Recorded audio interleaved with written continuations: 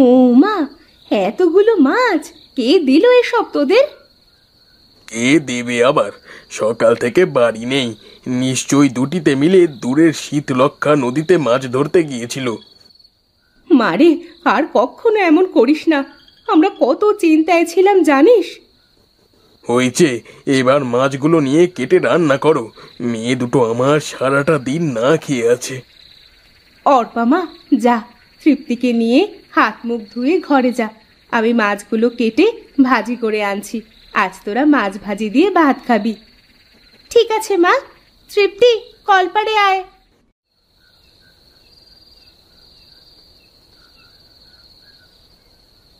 আপারে, আজ কতদিন পর এমন পেট পুড়ে খেয়েছি বলতো? সুখে আমার চোখে পানি চলে এসেছে দেখ। ঠিকই বলেছিস, তবে মাছ কিনে যে টাকা বেঁচেছে তা দিয়ে আমাদের কালকে চাল, ডাল, তেল, মশলা সহ কিছু সবুজ শাকসবজি কিনে আনতে হবে। বাবা এত কষ্ট করে, এখন থেকে ওনার কষ্টটা একটু কম হবে, কি বল? হ্যাঁ রে আপা, তার বলতে। সোহেল ভাই, রুবেলের বাড়ি থেকে আজ ভাজা মাছের গন্ধ আসছে, ব্যাপারখানে কি? চুরি করতে করতে তোর মাথাটা একেবারে বিগড়ে গেছে রুবেল, তাই এমন উদ্ভট কথা বলছিস। নুন আনতে পান্তা ফোড়ায় লোকের বাড়িতে আবার মাছ ভাজা খাবে, হয়েছে তাহলে? কি জানি, মনের ভুলও হতে পারে। চলো, পা চালাও, আজ কাজলের বাড়ির দুধের গাভীটা চুরি করতে হবে।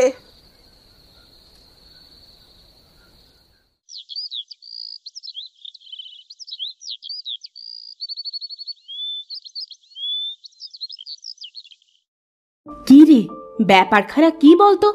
কালকে এনেছিস মাছ, আজকে এতগুলো বাজার। সত্যি করে বলতো, এত সব করার জন্য তোরা টাকা কোথায় পেলি? নিশ্চয়ই গতকাল একটু বেশি মাছ ধরেছিল, হয়তো সেগুলো বিক্রি করেই। তোরা আবার চুরি টুরি করছিস না তো কোথাও? খোদার কসম, চুরি করিনি মা, এগুলো আমাদেরই অর্জন। আচ্ছা, ঘরে যা, গরম ভাত রান্না করেছি, মাছ গরম করে খেতে দিচ্ছি তোদের। তুমিও হাত মুখ ধুয়ে খেতে আসো, অর্পার বাপ।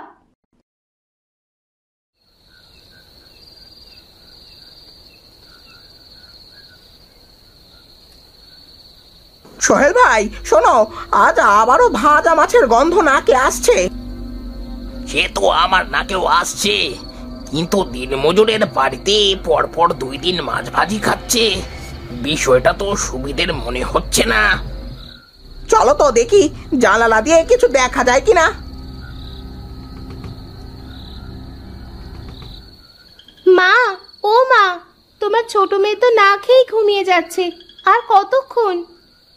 এই তো মা, চলে এসেছি। তৃপ্তি, ওঠ মা, খেয়ে নে।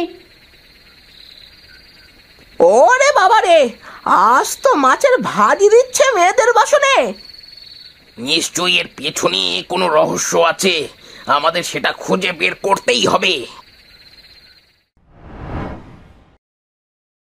মা, কোথায় তুমি? আমরা গেলাম। সাবধানে যাস মা, আসার সময় মনে করে কয়টা পেয়ারা নিয়ে আসিস, তোর বাবার খুব পেয়ারা খেতে ইচ্ছে করছে। ঠিক আছে মা।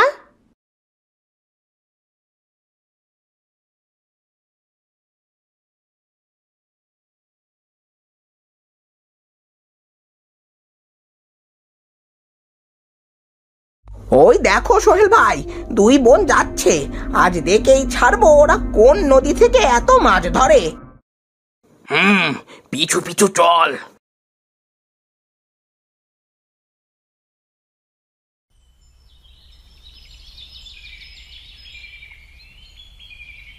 এ কি, এরা রাস্তা ছেড়ে জঙ্গলের দিকে যাচ্ছে কেন? কোথায় যাচ্ছে ওরা? আওয়াজ নিচু কর, কোথায় যাচ্ছে সেটা তো গেলেই বুঝতে পারবো। নাগরাজ, আপনি কেমন আছেন? আমি ভালো আছি। তোমরা প্রতিদিন একটা করে মোহর না নিয়ে একসাথে অনেকগুলো মোহর তো নিতে পারো। না নাগরাজ, তা হয় না, আমাদের যতটুকু প্রয়োজন ঠিক ততটুকুই খরচ করা উচিত। তাছাড়া বেশি পেলে যদি আরো বেশি পাওয়ার লোভ জন্মায় মনে, তাই। আর তাছাড়া মোহর থেকে প্রাপ্য সব টাকা আমরা খরচ করে ফেলি না তো, একটু একটু সঞ্চয়ও করি ভবিষ্যতের জন্য। এই নিলাম আজকের মোহর, আমরা এখন আসি নাগরাজ। এসো।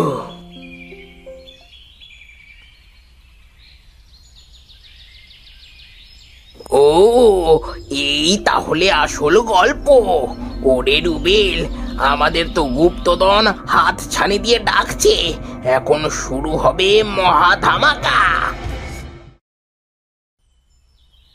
চুরি করবে? পাহারাদার যে একটা সাপ।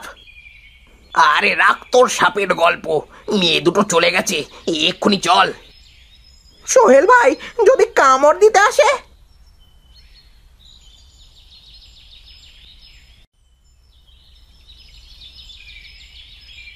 এই এই এই দিলাম শরীরের জোরে বাড়ি।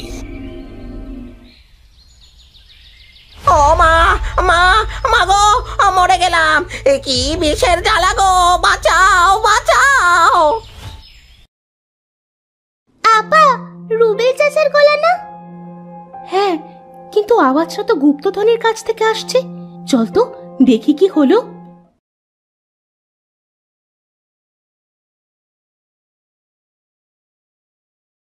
এ কি আপা, ওদের শরীর যে পুরো নীল হয়ে গেছে। হায় খোদা, এ কি সর্বনাশ হয়ে গেল। নাগরাজ, দয়া করে ওদের আপনি ক্ষমা করে দিন, বেঁচে থাকার একটা সুযোগ দিন। না অর্পা, না, এমন মানুষকে দয়া করলে সৃষ্টিকর্তা আমার উপর নারাজ হবেন। ওরা ছিল ভীষণ লোভী, আর লোভীদের পরিণাম একটাই, সেটা হলো মৃত্যু।